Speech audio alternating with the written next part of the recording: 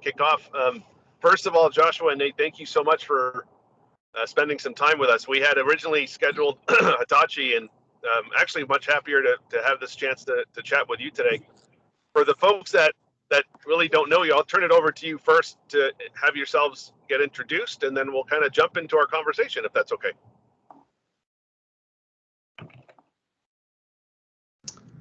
Sure, I'll jump in and do just the very quick introduction. And Jim, you asked a couple slides together to give some context, but I'll wait till after intros. But Sure. My name is Joshua Berger. I am founder, president, CEO of Washington Maritime Blue. We're a nonprofit organization. We call ourselves a strategic alliance to accelerate innovation for what we call a sustainable and equitable blue economy. And I'll define that a bit more. I came out of my previous role working with Governor Inslee in the State Department of Commerce as the policy and economic development liaison for the maritime industry. And this work spun out of that work with the governor in the Department of Commerce. Nate? Yeah. Hey, everybody. I'm Nate Tolbert. I'm the currently the director and founder of the Tacoma Maritime Innovation Incubator, as well as a couple of things surrounding it for the startup ecosystem in Tacoma. I'm a founding team member of 4 startups, 2 of which have transitioned to lifestyle business because we didn't quite make it, 2 of which have had nice exits. So I'm 50-50 on those. So, take everything I say with a little bit of a grain of salt there. But I also have a little bit of experience with the large corporate world, being in large banking for a while with Royal Bank of Scotland and HSBC. Awesome. Thank you, Nate and Joshua, for those introductions. Joshua, feel free if you'd like to share your slides. Sure. Nate, you're modest. To me and to the maritime industry, often the lifestyle business is still a success. I know that's different in many different sectors. I was joking with Jim earlier that we were talking about a common friend over at P&L, used to be a colleague of mine, Commerce in the governor's office, who said that everything I learned about IT, I learned from him, and everything he learned about maritime, he learned from me, which is not at all the case. But I do not have a tech background, nor really a startup founder background. By trade, I'm a tugboat driver and a community organizer who's been just really passionate about technology innovation and sustainability in this space for quite a long time in many different roles, driving tall ships and tugboats and research vessels and doing large scale community organizing and multi-stakeholder planning, which led me into my previous role. I'll share just a few slides to give some background, particularly on sort of the blue economy, the maritime industry really globally, and here in Washington State, and what we're trying to do about it. I apologize for some of the noise. We work in a working port at Fisherman's Terminal, and there's some needle gunning going on in this old fish boat behind me, so I apologize for any noise there. Can I ask what needle gunning is all about? Yes, so it's air pressure, a tool like a drill almost, but it has a bunch of steel needles, and you use it to what we call rust bust and knock rust off of steel before you treat it and paint it. So it is a common tool of the trade for working in the commercial maritime industry for sure. Okay, wonderful. Thank you, man. I'm constantly learning about this industry. Thank you. Yeah. Folks can see my slides here a little bit. We can. Okay, good. Give it a little bit of the background. I guess it's helpful to start off and define this thing, the blue economy. We've done a lot of work doing that. Often, some folks have a definition of the blue economy meaning really anything that's maritime or ocean related. The World Bank and many others take it a step further and say that it's the sustainable use of ocean resources. So for us, it really is that triple bottom line of ensuring that we are growing jobs and opportunities in the maritime and ocean space, but that we are also addressing climate impacts, climate change, ecosystems, ocean and marine ecosystems, and supporting what we call resilient and equitable communities in all the work that we do. And this thing is also very multifaceted, right? It's everything from kelp to offshore wind to shipping and logistics to sustainable aquaculture and everything in between. So it's a big job, but it's important to define it that way. Lots of folks are paying attention to this on a global scale. UN put together this high-level panel for a sustainable ocean economy, blue economy, sort of synonymous. Turns out that not only is this good for the planet, but it's good for business. There's lots of ROI. These are 4 kind of key areas globally where if we do this work through a sustainability lens, we're growing the economy, creating jobs, and creating wealth and moving capital around at the same time in some key areas. These are multifaceted themselves. Right here in the US, it's one of the largest sectors. So folks, may be aware, may not. A lot of folks in the maritime industry feel kind of understood for sure, but you can see the scale of the economy itself, and the ocean economy. And that's no different here in Washington State. It's a $37 billion economic driver if we define it really right broadly, from recreational boating to shipyards and repair. We actually have quite a diverse bisector industry and very interdependent in creating lots of jobs and lots of impact. And as you all probably know, we're the most trade dependent state in the United States, and that plays out in lots of different ways in this sector. Well, it turns out that in this sector, we also really have all the parts and pieces for this thing, the blue economy. There's already an environmental mindset, a mindset around collaboration, incorporation of workforce development, everything from, the combined gateway of Seattle and Tacoma is the 4th largest container gateway in the United States. We manage one of the most sustainable fishing grounds in the world up in Alaska, mostly based out of Seattle and the Puget Sound region. We're building ferries, ships, moving to new generation fuels. We're doing underwater technology, marine energy work, all right here already in the state. And so back in my former role, we decided we should get organized and take advantage of these things based on the assets we had, certainly in our maritime industry, but also statewide. One of the fastest growing tech sectors in the United States, incredible advanced manufacturing coming out of the aerospace industry, lots of capital moving around, really all the parts and pieces to be a leader in this thing, the blue economy. So we did the work of a statewide strategy and quickly realized that the state is probably not the best entity to actually implement that strategy. So we went around the world and looked at other centers of excellence in this work and said, how are you doing it? And almost universally, there's this intermediary, this conduit organization called a cluster organization, innovation cluster, that brings together that quadruple helix of industry, public sector, research institutions, community organizations that help accelerate this work, doing it through a collaborative model. We're now 3.5 years old. We're about 120 members across those multiple spaces.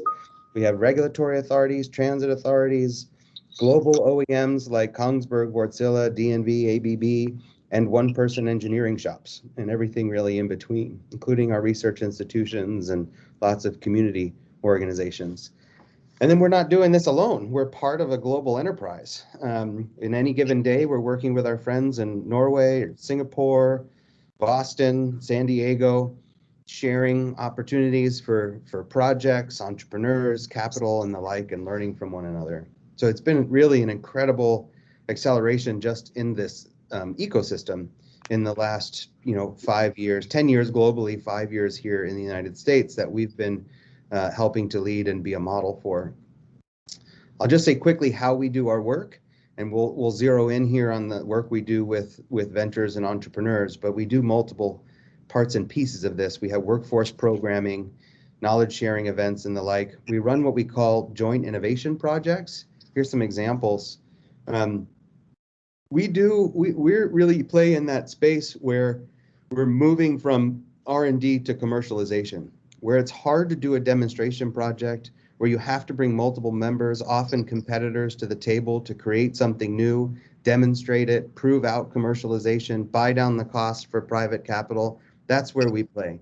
That's where we bring that former slide of all those, of all of our members, sort of as a nest or a beehive to help support moving these projects forward.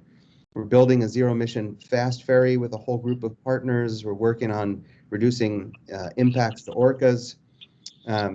We've got our new work we're going to be doing with the Open Innovation Lab. We're working on hydrogen infrastructure, even health and safety for the maritime industry around COVID-19. We run a couple of different programs, a 4-month accelerator program. We're now opening up applications for our third wave. We partner with Nate, which we'll talk about in that 12-month incubator program in Tacoma. We have a program we partner up in Bellingham, which is much more on the ideation side. And we really are a conduit. We use those logos, our members, as a nest and a support system for the startup inventors and our projects, frankly, as they move through their cycle. So that's kind of the quick and dirty. We've had more success than we've ever thought possible in the last few years, seeing significant private investment since they've come through our programs, creating jobs.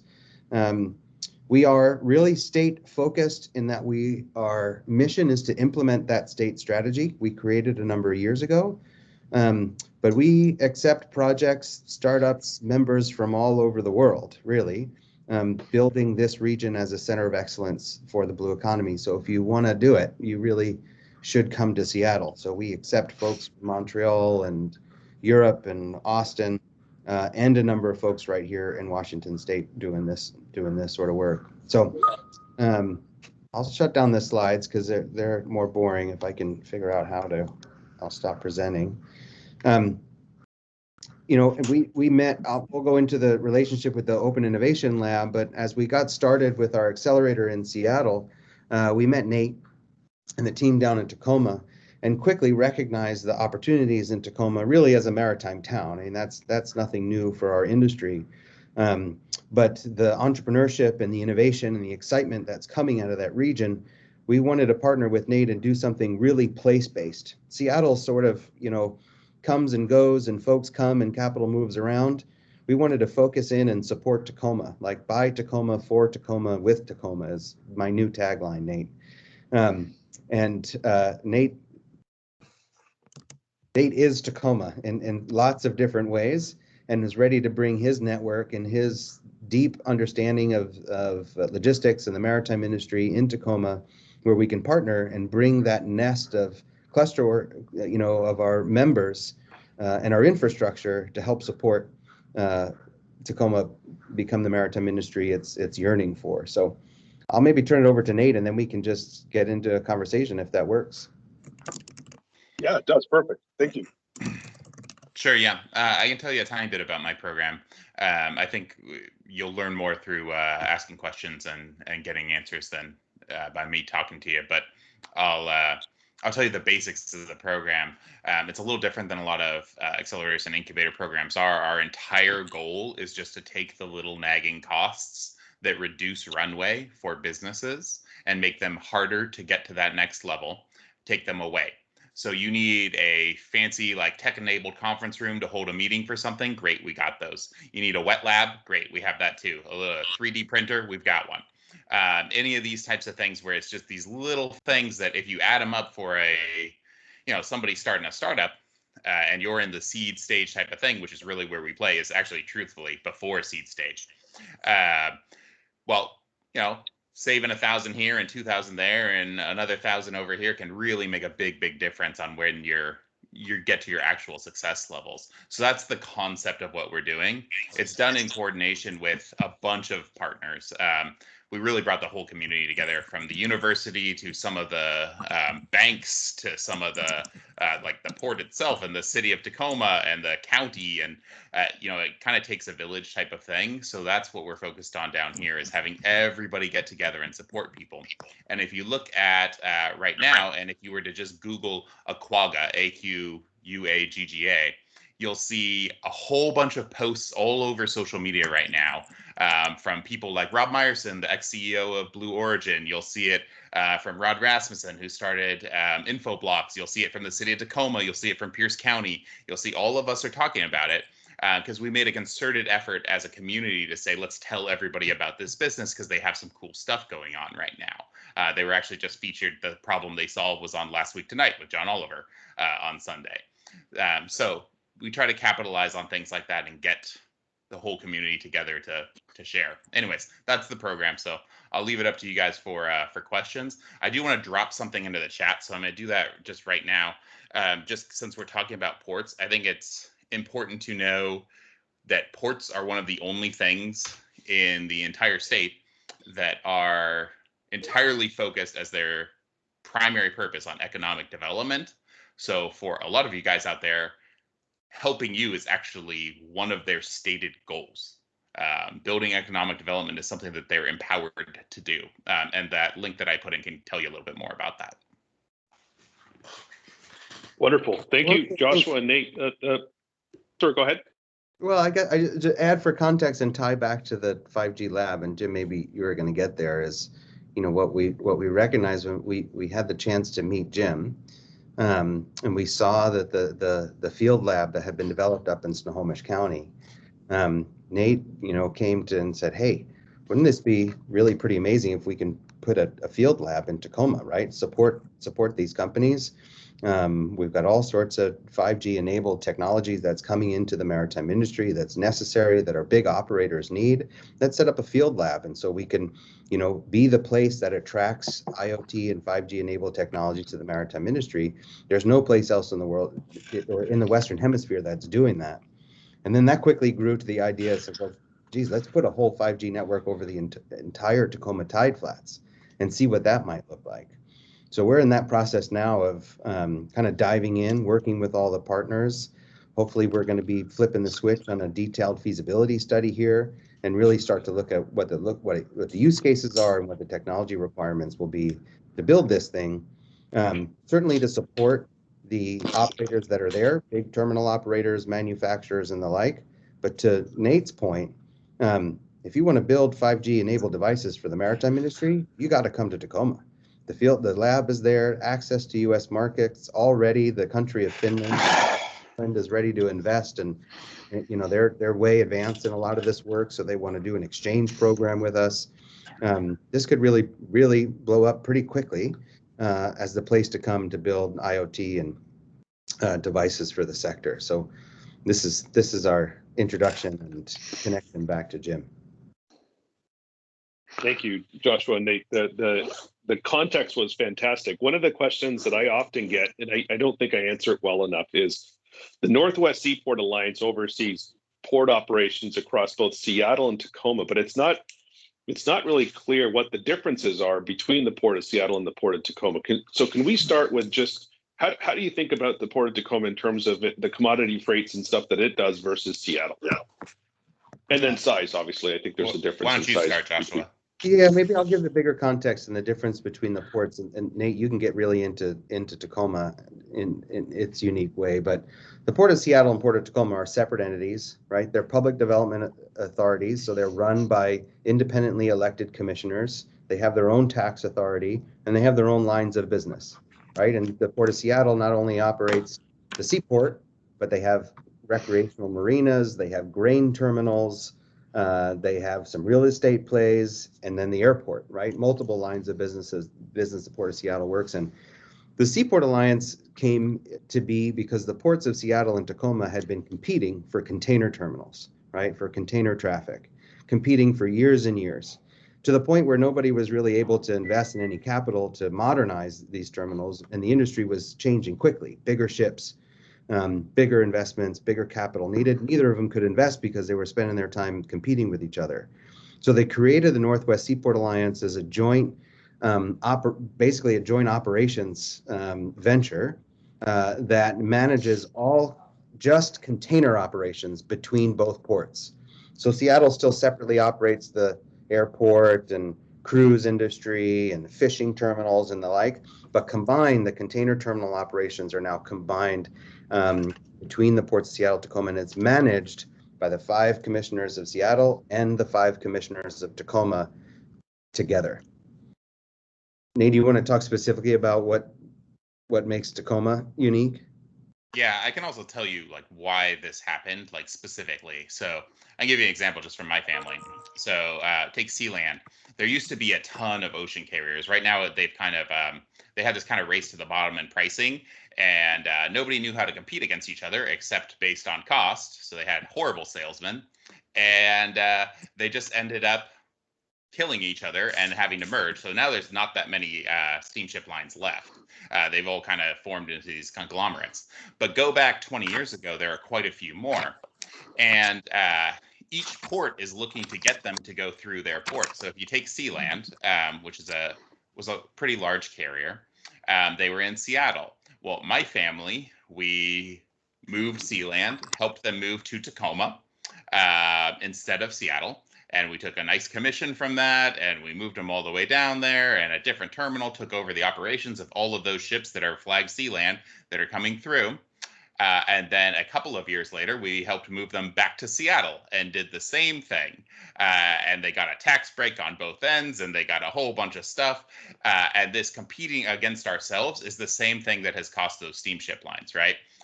Competing against yourself and just pushing the prices down is what was killing the Northwest Harbor area. So that's one of the reasons why we formed this Northwest Seaport Alliance thing, is to say, dear God, let's stop competing against ourselves. Like, this is just not good business. If you want to come through this gateway, great, do it. Specifically for Tacoma, the things that we do really well, most of the stuff that goes to Alaska comes from Tacoma. There is a company called Tote, T-O-T-E. They run, I call them barges, although they look a lot like the big container ships that you see out there in the water. But, they're a large ship moving a lot of stuff, and they move both containers and they move stuff that's non-containerized. And they move it all up to Alaska. And if you buy something in Alaska, it almost certainly got there via a tote ship. They also have a different terminal that is run by a company called Matson. And Matson sends almost everything that goes to Hawaii. All of this is because of the Jones Act. So anything that has to travel from a United States port to another United States port needs to have some United States ownership over those. So Tote and Matson are both U.S. companies that are doing that. So those are the things that really separate Tacoma, is those connections to Hawaii and Alaska. But we do have some of the major international ship lines come through, like a Maersk. Maersk comes and docks down here. Evergreen comes and docks down here. Some of these large ship lines do come in for the international, just big containers. And we've recently upgraded some of the cranes to be able to get the post-Panamax super duper large ones that are coming through. That I'm not sure that we've had any yet, but you'll notice if you see them out at Puget Sound out here. And some of you guys are probably in some other ports, like near in Oakland or in LA or something like that, that has seen them come through. So those real big ones we can handle now here too. Awesome. And then Nate, I think oh, go ahead, Joshua. The one other line of business that Tacoma has and does really well is cars. They call them ro-ros, roll-on, roll-off ships, where they, drive all the Kias right up onto the ship, and then they drive them right off. And it's really a spectacular thing to watch in Tacoma when one of those ships come in, because the longshore, they ride in these buses from the parking lot, get onto the ship, and just fly these little Kias right off the ship, and they're just doing Mach 10 across the port, getting back in a van, getting 15 more cars, running them into the parking lot. That's a substantial line of business for Tacoma as well. Yeah, you'll also see Portland as a major line of business for Tacoma. It's interesting. Not a lot of people know that the whole West Coast is the same union for longshoremen. So the people who are actually helping move stuff off the boats, the people in LA, if they go on strike, the people in Tacoma will also go on strike. So you can see how that can cause some problems. It didn't used to be that way. My family actually had some businesses in Portland, and Portland used to be a container port some time ago. It's not now because they demanded more money. They didn't make enough money to actually pay that. So they just closed the whole container port at Portland entirely. And now they actually do more of that railroad stuff. A lot of cars come through Portland right now using that dock space.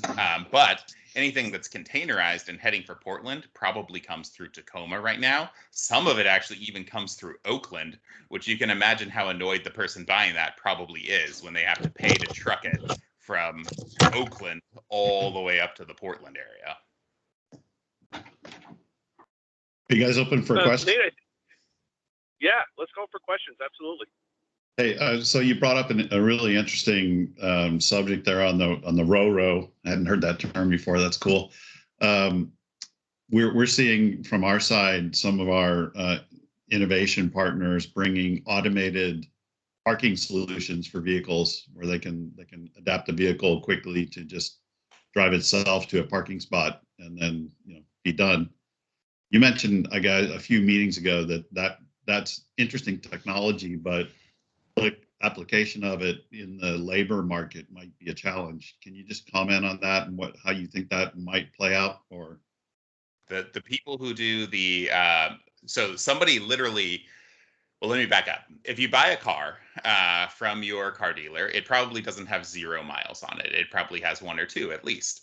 And those 1 or 2 miles are the hardest your car has ever been driven in the entire time you will own it, because it is a union longshoreman who gets into your car while it's on the ship, drives as fast as he possibly can over to a lot where they're going to park it, slams on the brakes, gets out. They have this van that's following them, hops into the van and heads back for another one. So it goes incredibly fast the way that they have it. And that's necessary to turn over those ships pretty quickly. So that type of technology, just kind of thinking about how it would have to work, boy, you would need some pretty crazy AI going on in that to be able to like drive those cars the way that they drive it at the speed that they drive them, and be able to make this happen. But that is not your largest problem for something like that. Your largest problem is that labor controls those jobs, and that's usually kind of the first job you can get when you get into the union, is you can drive these cars. You know, you need a shift, great. Not a lot of people like doing it, but you know, you can go do these and just drive these cars on over, and it's a way to get into the industry, which is a really good job in the longshoreman union. So you would get some pushback on anything that tried to take those jobs away. That's one of the major challenges with efficiency in the maritime industry, is that you cannot replace employees. You will get pushback, and they can shut down literally the entire west coast of the country for all international trade. Have we seen it anywhere else outside the U.S.? Anything like that happening? Have you noticed anything? Oh, sure. I mean, so if you go to Long Beach, the Long Beach Container Terminal actually utilizes some technology like that for literally the entire port. They have these things that are basically just a chassis. It's just a flatbed, 40 feet long, basically platform. It drives itself around, and they place the containers on it, and it just kind of drives them over to where it needs to go, and they drop them into the spot once it gets there. So we utilize that technology in ports all over the place. The United States is just a very hard place to do that because of the labor thing. So Singapore does stuff like this. Hong Kong does stuff like this. Helsinki, I think, does some stuff like this, and somewhere in, I can't remember, Germany, Denmark, somewhere like that has one. Le Havre outside of Paris has some new technology that's going in. So there's a lot of places that do use this. It's a place like Tacoma is a really hard place to do it. Yeah, well, that's good insight. Thank you. Yeah, I mean, this is a deeper conversation, right? As we talk about kind of enabling devices and we talk about innovation in this sector, the question always becomes about jobs. I don't think it's a fair first question. I think it's a very fair question, right? I think, the globe over is talking about what this looks like using terms like just transitions and the new jobs of the future and the new jobs of the maritime industry. And those are hard and important conversations as we start talking about this technology. We like to think that our organization can be a place to have those hard conversations, but it requires. This is a much bigger system. It's not just about the efficiency that comes from the enabling technology. It's also about the trust that the workforce, longshore unions, have with the state and others to do retraining, to create new jobs. We don't have the best track record, right? They went in and tried to automate Port of LA Long Beach and said, hey, well, we're just going to create new jobs and retrain folks. Well, those training dollars weren't there. The programs weren't there. They weren't well coordinated. So Longshore doesn't have trust that the state or the workforce system will come in and support the transition, let alone just the challenges of the transition itself. The other challenge we have is that the maritime industry is predominantly old white men. The average age is 57 years old, right? So you say, well, those older folks who just want to drive chassis or work in the cranes, those folks will time out. Well, that's like, half the workforce that's going to have to time out all at once. So it presents both an extraordinary challenge for the transition, also an opportunity, because if this is going to run, we're going to have a whole new wave of workforce that comes. But we're right in the middle of all of that. And so To be honest, when we're down talking with Jim and the team, with our friends in terminal operations and ports and the like, we have to be very thoughtful and careful about the language that we use. That this is not about automation. This is about safety. This is about efficiency, right? This is about tracking, augmenting, right? A lot of the augmenting, words. really thoughtful. I mean, just to the point, folks in the tech space love to use the word disruption. That is not a word that you should ever be mentioned on a terminal or in a port. We all get it, right? You and I, and we get it. We understand what disruption means and technology disruption and the like. But that's just not a term that is going to gain trust with the industry to start, through this technology transition. Yeah, Joshua, this is Kurt. We're learning similar types of things in the ag space, right? It's not the exact same because of the labor unions and those kinds of things. So you have a much more difficult issue to deal with here. But we're learning to use some of similar types of language, right? Where it's really about augmenting productivity, those kinds of words versus replacing, replacing labor, or changing jobs is even a very difficult thing because those existing programs for retraining and those kind of things don't exist, and people haven't come to trust them either. Right. And so it's an interesting dialogue that we're learning about here too. And right. And we all come from the tech background, a tech space where you're right. It all has been about disruption and changing the way we do things and replacing jobs and moving jobs away. Right. And that's been okay in the IT space. But something we have to, I think, learn from you is how do we massage how we do that with technology to continue to grow and drive that digital transformation, but in the right way for this industry. I can also tell you guys that as somebody who's sold into ports a couple of times with startup companies, you'll never get as much pushback as you do from the maritime industry. It's crazy. But once you do, especially the older generation, so I still actually go down to Oakland and San Francisco. I have drinks with this collection of people, with this kind of group that we formed called the DBDC, that we framed it after, which is an old club that used to exist a long time ago, back in the 80s. But we kind of reformed it with less cocaine in the current time. And the people that I see down there, they're all 50, 60, some of them are in their 70s. They're the biggest supporter of some of the work that I did down there and some of the tech-enabled stuff, because those are the people who for the last 30, 40, 50 years of their life had to do it without any of that. And when we finally broke through and when we finally showed them, oh my God, man, there is a better way. Like, why do you have a yellow legal pad? Like, do something, use some technology. And when they figured out how that could work, they become your biggest supporters and your biggest advocates.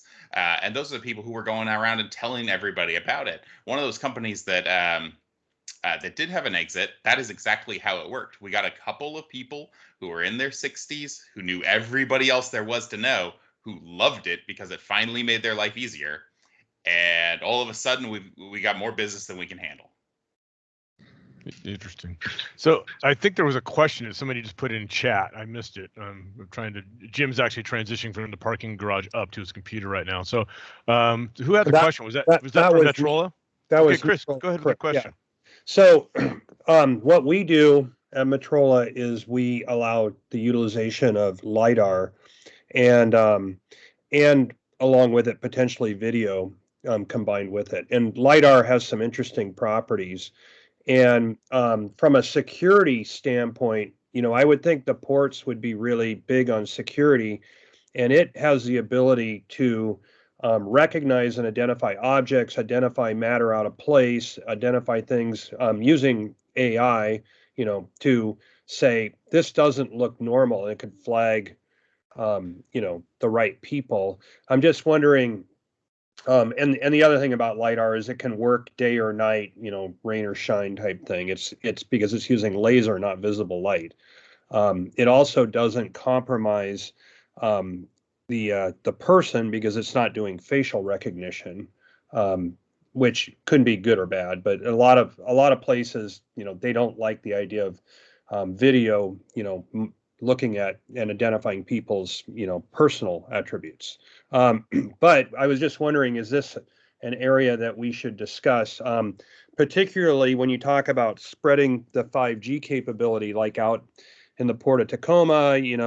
That's what we're able to do is use edge analytics and run across 5G and put, small units out there at the periphery, and then you can monitor, incoming ships or incoming cargo being unloaded, or, fence lines, perimeters, et cetera. So that was my question. Like, would that fit in? And that doesn't take away any jobs. It actually provides better security. Well, so let me tell you what I would do if I were you, who I would go to. So I wouldn't start with the terminals in the port. The terminals in the port have, especially the international ones, have the Department of Homeland Security that works alongside them. So there is a extra step of bureaucracy that you are dealing with when you are doing those. There is a thing called a customs bonded warehouse. My family used to run one. When stuff comes into this country and it comes off of the ship, some stuff needs to be held in places that are quite secure. And there's actually a whole certification process that comes through the Department of Homeland Security for these private businesses that do this, where you have to say everything you do to keep your area secure. So this involves a lot of the, tracking who's going in and out, tracking what belongs and what doesn't belong. You have to have solutions for all of this to receive that certification. There's also stuff that's just like a regular truck yard. Just a regular truck yard of somebody who moves containers for the port needs to know what comes in and out of there, and they need to have some degree of security. So I would start with those folks, as they're often the easiest ones to do.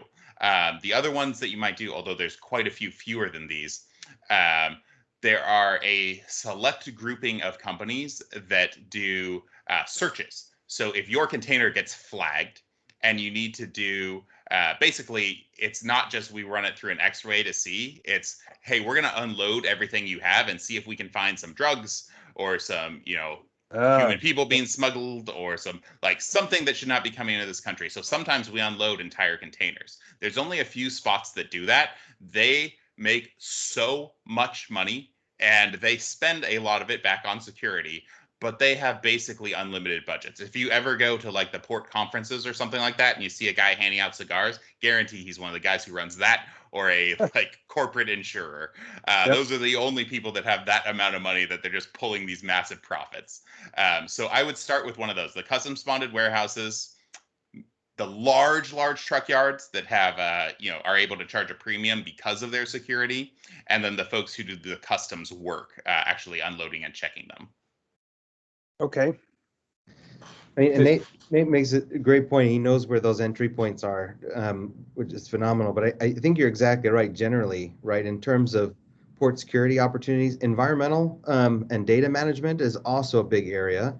We were working with a lot of companies using LiDAR for doing environmental and weather analysis for whether it's developing offshore wind or onboard vessels and the like, and monitoring weather patterns and the like using LiDAR, both above. I don't remember if LiDAR is able to be used underwater. Not really. Not really. Yeah, there's problems with water, being underwater, and there's also problems looking across water with the reflectivity of water and waves. But terminal operations, when we're looking in Tacoma, we're looking at kind of three primary areas. And certainly port and terminal operations and all the nuance that comes with that, as Nate knows really well. Also advances in advanced manufacturing. So we have a lot of boat builders and manufacturers that are in the tide flats in Tacoma and all over. Yeah. Great opportunity in advanced manufacturing. And the other is environmental monitoring and environmental services. The city of Tacoma would love a minute-by-minute understanding of the impacts of the Puyallup River or Theophos Waterway when it rains, or there's more traffic on I-5 or going over the bridge, minute-by-minute, real-time understanding of environmental impacts. Those are also really key areas that the port's very much interested in, because they're regulated, right? And our ports and terminals and shipyards are more regulated than most across the whole country. They're monitoring, to a much higher degree what's coming off a shipyard than what's coming out of a county sewer line, right? Yep. So those are all also, especially when I'm thinking about the blue economy, I'm thinking about all those things as well. So lots of opportunity there, particularly around LiDAR, that we're starting to see. Okay, thank you so much. Hey, if we could stick on the security topic just for a second and go from physical to cyber. I'm sure you guys saw some of the recent coverage of the attack at the Port of Houston that CISA and others covered. Any thoughts on both security now, but also especially with 5G? Some of the same inroads. What's the best way to approach it? And also, if you're hearing if there's use of things like tech modernization funds from the government in order to increase cybersecurity, because obviously so many dollars flow through the port, and it's such an important part of the economic development of the West Coast. I'm curious your thoughts on that. Again, I can speak high level. Nate may have some more specifics. This is the number one topic, right? When we're taking, Jim and his team and partners to come talk to the port and terminal operators about opportunities here in 5G, number one topic is cybersecurity. How am I sure my data is secure? And I think, Jim, you and I had this conversation the other day after. We sure did. Like, man, they don't know what the heck they're talking about. Like, they just don't understand what the capabilities are. Now, there are those that do, right? And DoD and finding federal dollars in federal pockets to support increase in cybersecurity technology and the like, I think is coming, is likely already there. To find those pockets, I think they'll be coming in droves even more once the Congress can go ahead and actually pass something. There'll be significant amounts. There's SBIR opportunities through DoD. We've got our national labs that are focused on a lot of this work. So it is absolutely, a number one top priority. But the operators themselves, one, don't understand it and don't understand what some of the challenges are, or where their opportunities are going to be, or what the infrastructure is going to be necessary to actually start implementing some of this stuff. And that's what I'm excited about partnering, to be honest, with all of you all and Jim and his technology partners, that we can start having that conversation and educating the actual operators on what's going to be necessary to implement what their concerns are. So for some specific places to go with that, Joshua hit one of them, which is the SBIR program. Nobody cares more about this stuff than the government does, and there are dollars that are available to have that. If you don't know about that program, like, you should, and we can connect you to resources, but I'm sure a lot of you who would play in that probably do. I would also say, take this one step further. So, like, I've done data collection for ports and for steamship lines and for terminals before, as a private entity and a small one that didn't have a lot of money. So I got asked that question a lot. It's actually super easy to overcome. So when you get into it, what Joshua said is right, but you need to use this as an advantage, right? They have no idea what they're talking about. They have no idea what good cybersecurity is. They know they need good cybersecurity. It's like on Facebook or WebMD when somebody, like, they knows their arm hurts and they just start typing stuff into Google trying to figure out what's going on. That's essentially what you're working with here. So here's what I told them. I said, look, I had a co-founder, or I guess an advisor, a friend, who worked with SOCOM for the United States government. So he said, all right, Special Forces uses these qualifications to make sure that their data is secure. We use the same ones. Never got asked a follow-up question even one time. So that's where I would go with that.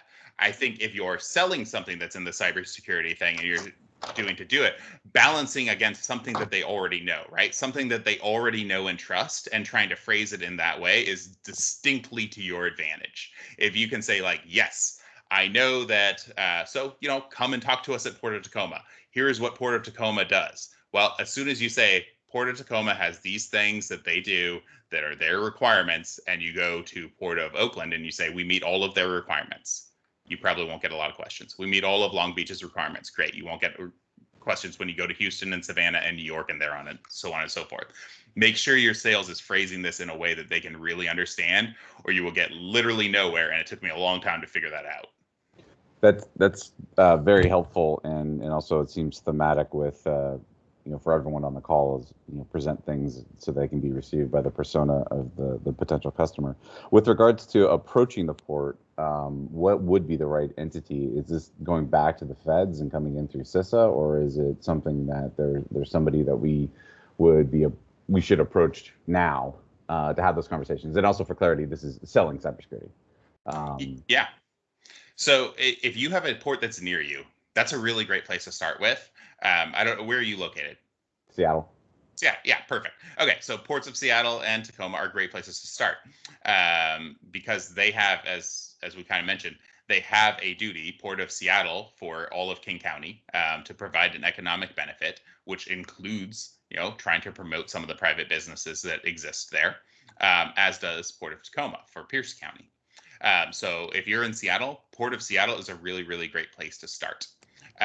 We can actually probably make some of those introductions to some people that you can start having those conversations with. I know I certainly can for Tacoma.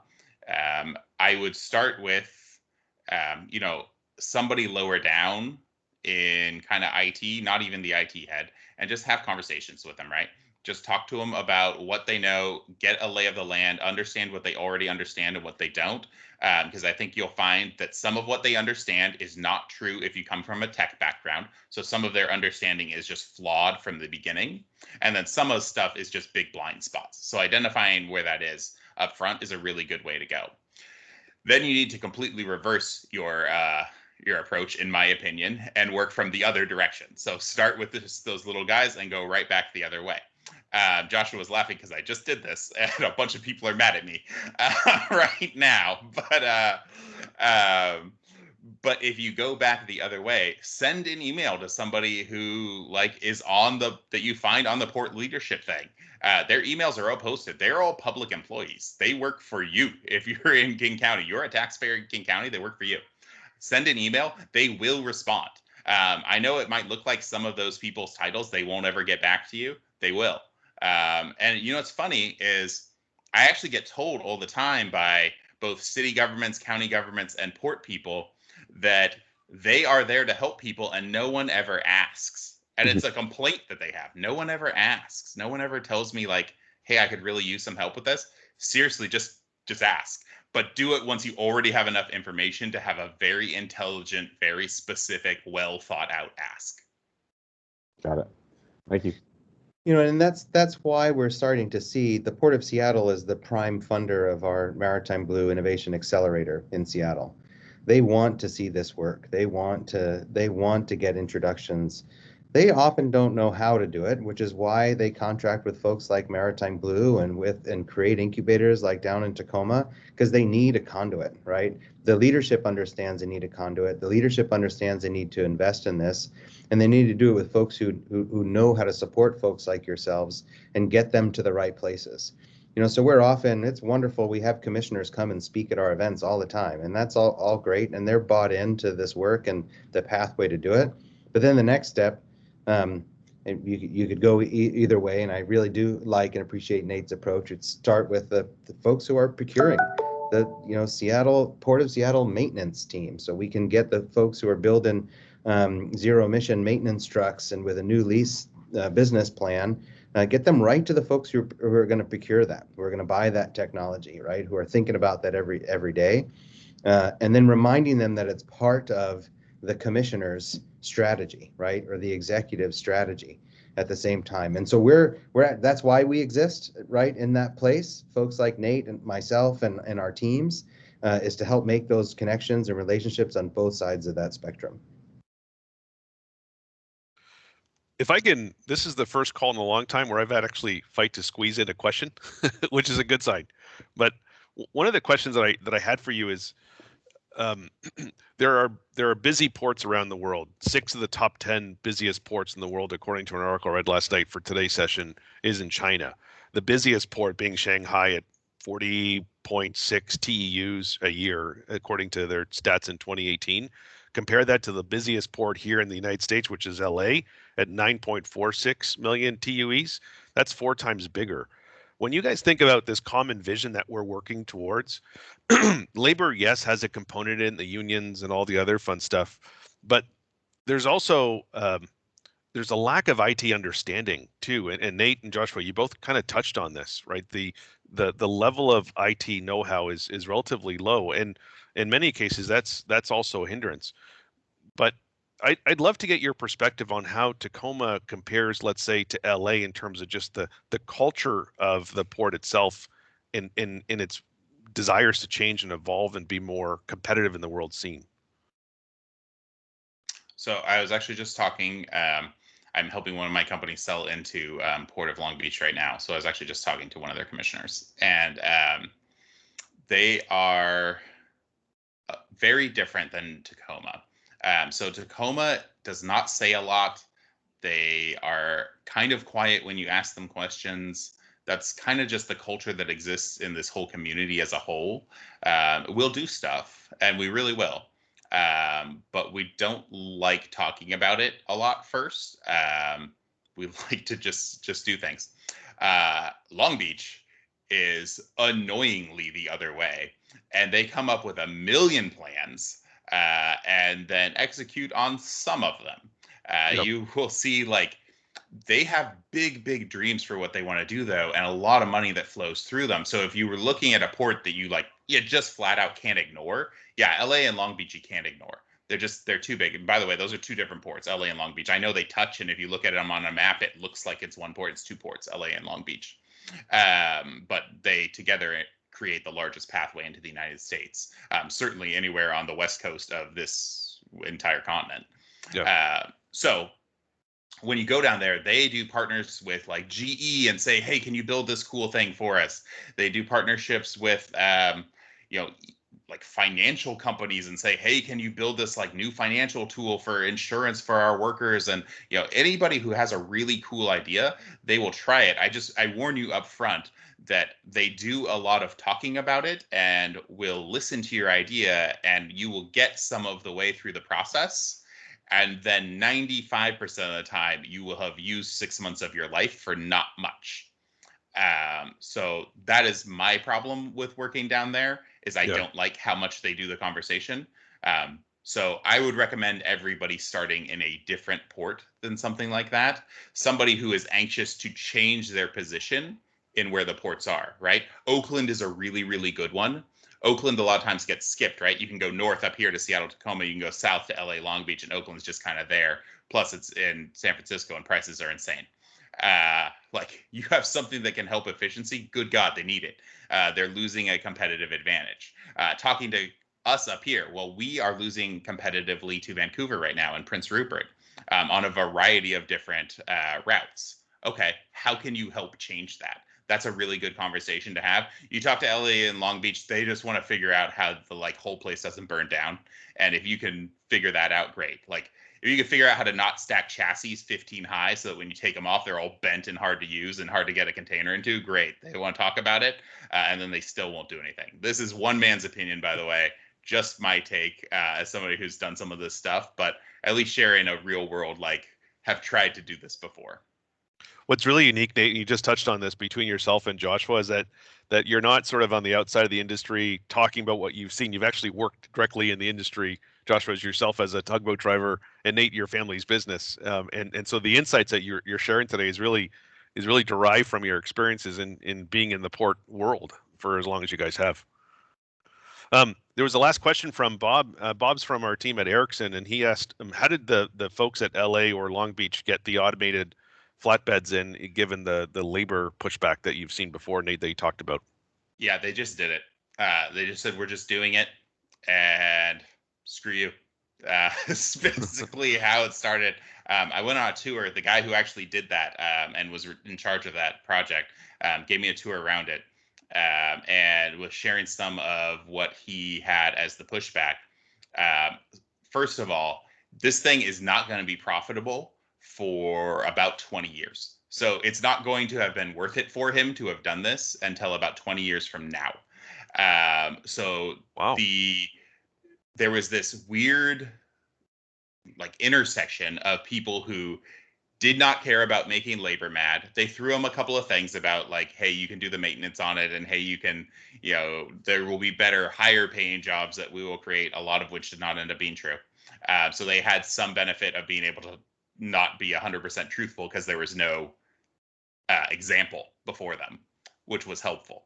But you also had a organization, Oriental Ocean Container Line, OOCL or OO, who was incredibly forward thinking. They were willing to say, we will invest a ton of money right now in order to make a more competitive gateway because we're not going anywhere. And so, 10, 20 years from now, we can start just raking in the money hand over fist while everybody else is still stuck in the Stone Age.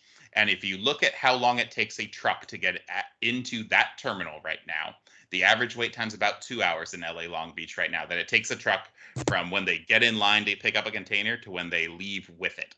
All right, right there, I just checked this a couple of days ago, it was 25 minutes. It is incredibly fast and efficient. So they're banking on, just over time, all of that's going to add up.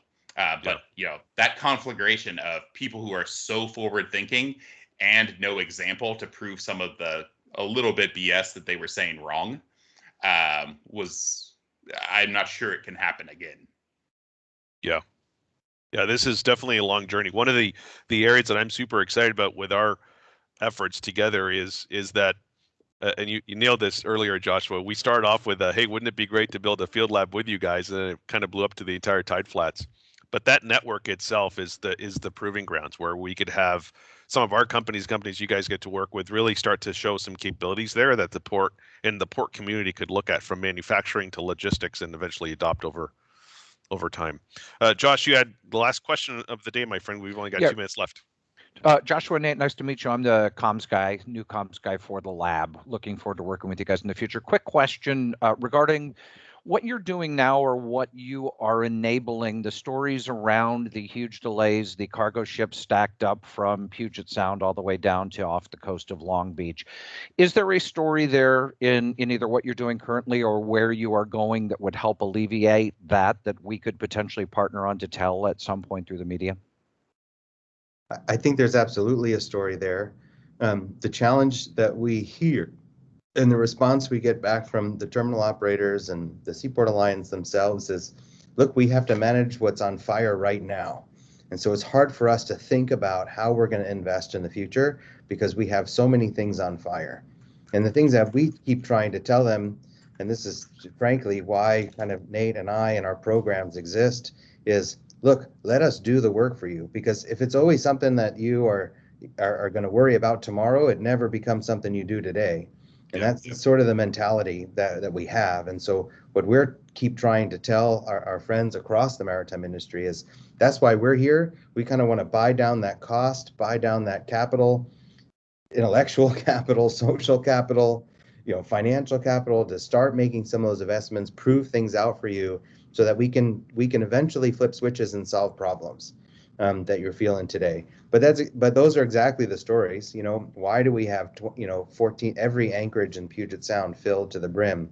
They're exploring right now. I don't know if you saw the oil spill off of LA Long Beach. They're exploring that came from an anchor because of overfilled anchorages and people going in the wrong spots and at the wrong times. So the impacts of these things are starting to hit pretty hard. And you've got everybody who owns land on the water in Whidbey Island furious that they have to listen to the generators of these ships at anchor calling commissioners every single day. What's wrong with your port that I have to listen to a ship off of my my $2 billion home in Whidbey Island? So these are very real challenges and definitely part of the story. But how we solve the problems immediately is what they're looking for. Cool. I'll be in touch. Addressing the problem, I don't know that there's a quick solution to that. That's a really, really large, big supply chain problem that is causing that. We could talk for 45 minutes about what is causing that type of thing and barely touched it. But I think anything that people can do communications wise to force folks to acknowledge that it is a problem would be helpful. That is one thing that is missing right now, is people actually even acknowledging that this will not just kind of go away if we put our heads down and try real hard, type of thing. And that's a constant you will find in the maritime industry, is that if we just go back to how we did it and we work real hard because that's what we're good at, that we'll just fix all the problems. And I don't happen to think that's true, but I'm actually kind of in the minority. Yeah, I'll be in touch, gentlemen.